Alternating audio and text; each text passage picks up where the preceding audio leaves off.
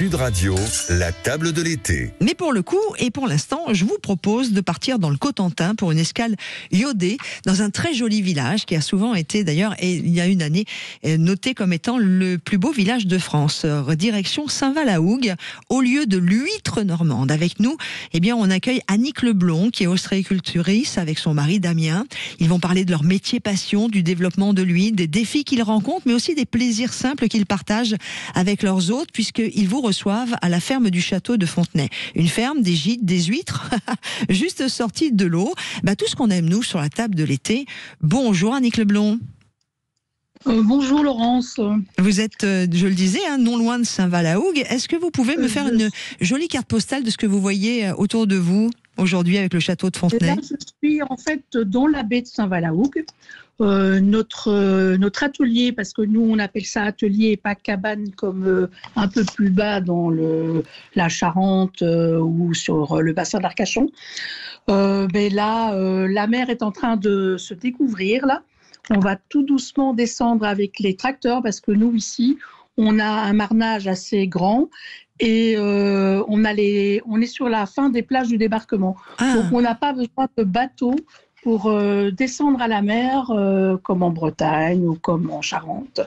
Donc on a une facilité en fait de travail par rapport au bateau, parce que si on a besoin d'aller juste chercher des huîtres parce qu'on a un client qui nous a rappelé en dernière minute, on peut encore se permettre d'aller vite les chercher en tracteur, de les ramener et ça ne nous prend pas de temps. C'est du producteur au consommateur là.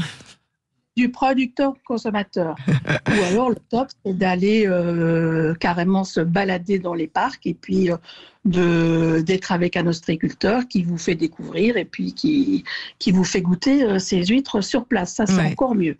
Comment est née cette aventure familiale, Annick ?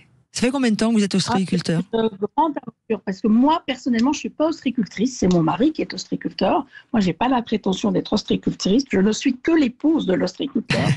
Donc, moi, je m'occupe plus des dégustations, des livraisons et mon horreur des papiers aussi. Mais c'est un jour de vacances, en fait, où j'ai rencontré... je me baladais sur la plage, j'ai vu les cabanes ostréicoles. Et je me suis dit, moi qui adorais les huîtres, j'irais bien voir par là.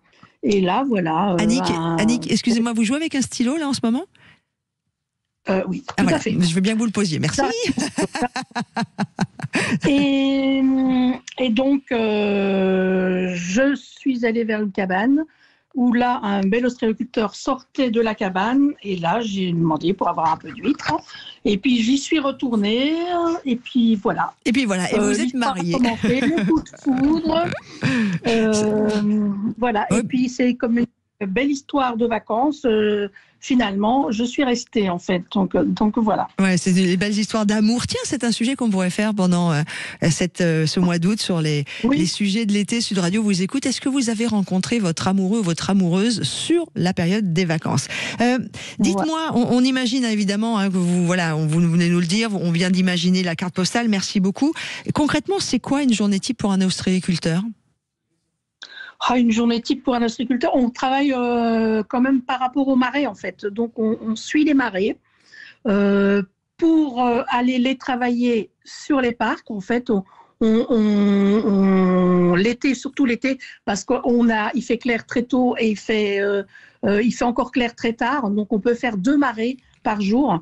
Et donc, c'est le moment où on va retourner les poches parce qu'il y a les algues se posent dessus et pour qu'elles captent un maximum tout et qu'elles puissent manger plus facilement, on les retourne, on enlève ces algues et on les met dans l'autre sens. Enfin, donc ça, c'est un gros travail pour la saison, surtout d'été. Ça se fait aussi l'hiver, mais moins.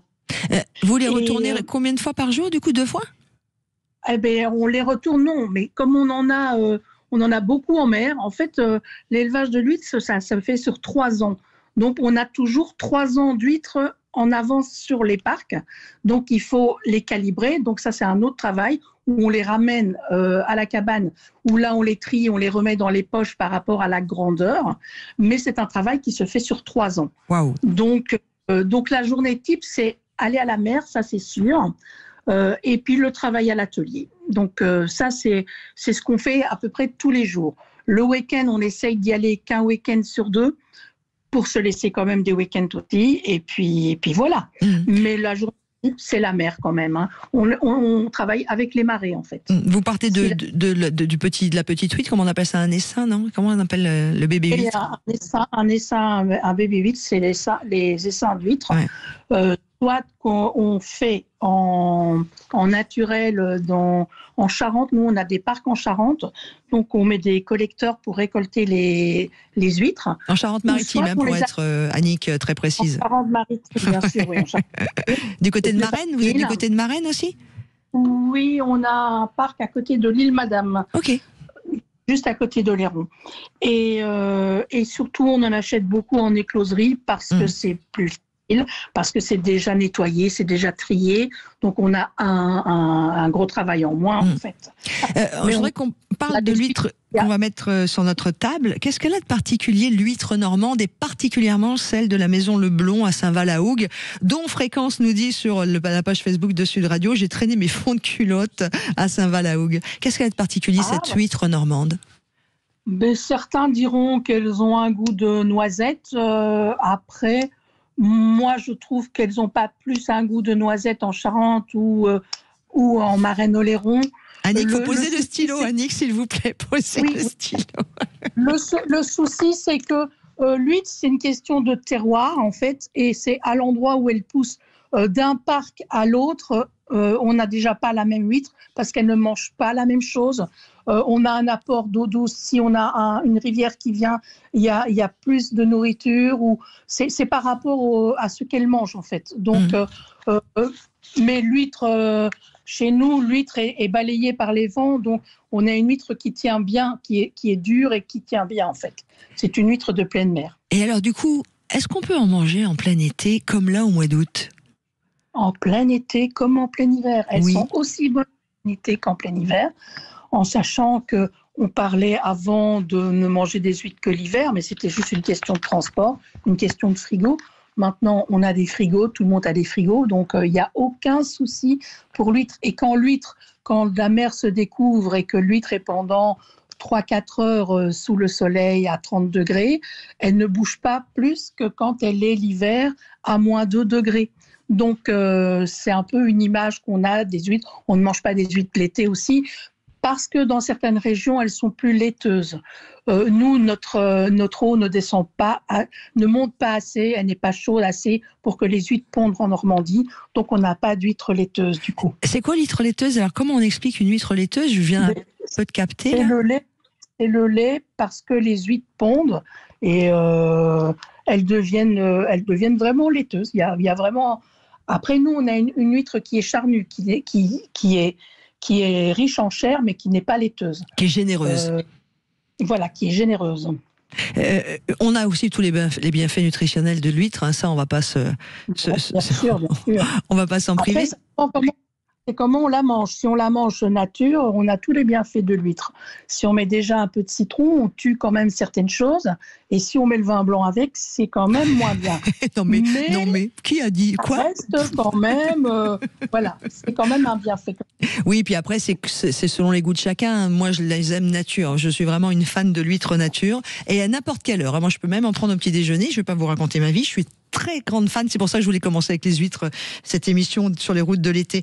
Alors évidemment, il y a les huîtres, vous les cuisinez également, vous pouvez nous proposer une petite recette, est-ce que ça se cuisine si ce n'est de les manger nature? Ah oui, je les cuisine beaucoup, moi je les cuisine au camembert parce qu'on est dans la région du camembert évidemment. Ah oui. Donc c'est très bien, je peux vous donner une petite recette. Avec plaisir. C'est vous pelez le camembert, vous enlevez la peau. La croûte fleurie. Voilà. Vous coupez en petits morceaux. Vous prenez un camembert, mais qui n'est pas trop fait, pour ne pas que ça donne trop le goût de camembert et peu le goût d'huître.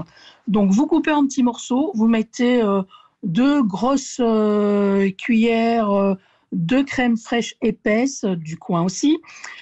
Et vous faites fondre. Et quand vous avez tout est bien fondu, là, vous pochez les huîtres dedans que vous avez ôtées de la coquille et que vous avez laissé égoutter. Il ne faut plus qu'elles aient trop de jus parce que sinon ça ça se mélange trop. Et donc, vous mettez l'huître égouttée dedans, vous attendez qu'elle change de couleur, vous la remettez dans la coquille, vous reprenez ce mélange de camembert et de crème que vous nappez dessus, vous mettez un peu de poivre dessus et vous la mangez chaude, c'est excellent. Alors, ça va être un peu court pour que je vous rejoigne pour le déjeuner de ce midi. Mais je pense que je vais passer vous voir parce que on va conclure là-dessus, Annick, et merci de cette jolie recette. On peut aussi s'arrêter dormir chez vous. Vous avez aussi des gîtes. Vous accueillez des voyageurs. Oui, bien sûr. On a des locations, gîtes, chambres. Pour cette saison, ça va être un peu difficile parce que vu qu'on se sent bien chez moi, on revient toujours. Donc, j'ai toujours les mêmes personnes qui reviennent d'année en année, surtout l'été. Et puis... Septembre, octobre, il reste peut-être un petit week-end par là ? Septembre, il reste pas grand-chose. Le succès. Bon, l'année prochaine. Ça va être voilà, il faudra revenir l'année prochaine. Et puis, c'est une région quand même relativement sauvage encore, donc on fait pas trop de pub en fait. On a les gens qui aiment la nature, on a les gens qui aiment... Ça me va. On n'a pas les gens qui aiment le soleil ou la plage. Oui, quoique avec le réchauffement climatique, ça va devenir compliqué. Hein. D'ailleurs, Annick, pour conclure, ça s'appelle la ferme du château de Fontenay. C'est là où on peut également vous retrouver et puis venir passer peut-être un petit moment l'année prochaine ou même cet hiver. Vous êtes ouvert tout l'hiver pour conclure ? On n'est pas ouvert l'hiver parce que l'hiver, on dégustation et en livraison sur la Belgique. Bien madame, merci beaucoup Annick Leblond. Annick Leblond qui était notre ostréicultrice, la ferme, les gîtes également et les huîtres, tout ça au château de Fontenay, la ferme du château de Fontenay à Saint-Va-la-Hougue, dont on nous dit encore sur internet, magnifique localité Saint-Va-la-Hougue, allez-y, c'est bien entretenu. Merci de votre temps Annick. Merci à vous.